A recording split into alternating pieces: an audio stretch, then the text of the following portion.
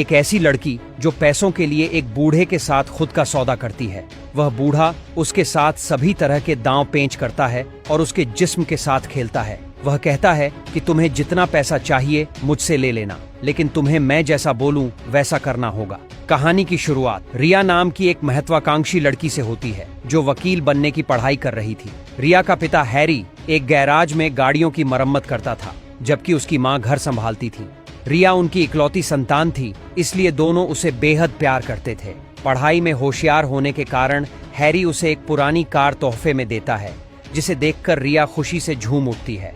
रिया का प्रेमी जॉर्ज उसी कॉलेज में पढ़ता था। दोनों गहरे प्यार में थे, लेकिन आर्थिक तंगी के कारण रिया दिन में कॉलेज जाती और रात को एक बार में वेट्रेस का काम करती। एक शाम बार में काम करते हुए गलती से कोई उस पर शराब गिरा देता है। वह कपड़े बदलने वॉशरूम जाती है, जहां उसकी सहेली सोनिया मिलती है, जो एक पार्टी में जाने की तैयारी कर रही होती है। सोनिया रिया को भी साथ चलने को कहती है, लेकिन रिया मना कर देती है। बार से निकलते ही जॉर्ज उसे सरप्राइज देता है। वे दोनों बाहर समय बिताते हैं। तभी एक महंगी कार में एक अमीर बूढ़ा व्यक्ति आता है। सोनिया उसके साथ कार में बैठकर चली जाती है, जिसे देखकर रिया और जॉर्ज हैरान रह जाते हैं। उसी रात बार के मालिक स्टाफ कटौती के चलते रिया को निकाल देते हैं। हॉस्टल लौटकर वह सोनिया से उस बूढ़े आदमी के बारे में पूछती है। सोनिया बताती है कि वह उसके स्पॉन्सर हैं, जो उसे पैसे देकर अपना समय बिताने को कहते हैं। वह रिया को भी ऐसा ही करने के लिए प्रेरित करती है। पहले तो रिया इनकार कर देती है, लेकिन पैसों की तंगी और सोनिया के दबाव में आकर वह एक पार्टी में जाती है।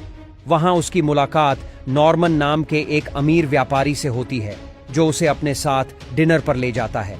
नॉर्मन की दुनिया, महंगे होटल, प्राइवेट जेट और चेक रिया को आकर्षित करती है। धीरे धीरे वह नॉर्मन के साथ शारीरिक संबंध बनाने लगती है और बदले में उसे मोटी रकम मिलती है। इस दौरान रिया जॉर्ज से दूर हो जाती है।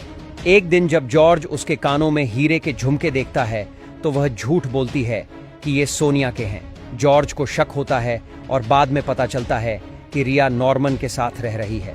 फिर वह उससे रिश्ता तोड़ देता है। रिया के पिता हैरी को उसकी नई गाड़ी और नॉर्मन के कागजात से सच्चाई का पता चलता है। वह गुस्से में नॉर्मन के घर जाता है और रिया को वहां देखकर आघात पहुंचता है। वह रिया को घर ले जाता है, जहां वह नॉर्मन को छोड़ने का फैसला करती है। नॉर्मन आखिरी बार उसे और उसकी सहेली मॉली को अपने घर बुलाता है। रिया की तबीयत खराब होने के बावजूद नॉर्मन मॉली के साथ बेहुदा हरकतें करता है। यह देखकर रिया को एहसास होता है कि वह एक वस्तु बन चुकी है, इसलिए वह नॉर्मन का घर छोड़कर चली जाती है और अपने परिवार के साथ नई शुरुआत करने का निर्णय लेती है। रिया वापस कॉलेज जाती है, जॉर्ज से माफी मांगती है और अपने पिता के गैराज में काम करते हुए वकील बनने की तैयारी करती है। कहानी का संदेश है, पैसा और सुख सुविधाएं क्षणभंगुर होती हैं, लेकिन स्वाभिमान और परिवार का प्यार ही सच्ची संपत्ति है।